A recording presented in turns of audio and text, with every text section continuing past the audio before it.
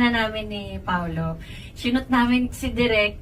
Nagpapasalamat din ako sa mga director namin dahil sobra nila akong inalagaan. Tinanggal nila lahat ng mga kaba, takot dahil sa kanila talaga ako kumapit.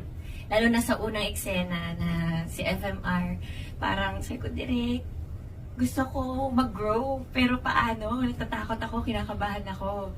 Tapos sabi niya, magtiwala ka lang sa akin, ako bahala sa'yo. So, ang dami niya ng paliwanag sa akin, ganyan. Parang kami ni Direk ngayon lang kami nagkatrabaho sa isang series.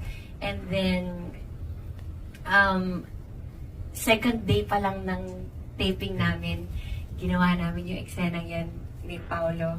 Tapos, syempre, sobrang tahimik siya na tao. First day pa lang, paano ko kaya siya kwentuhan? Tapos hindi naman siya natatawa sa akin. Ano to? Hirap! Tapos, second day, kinakabahan pa rin ako.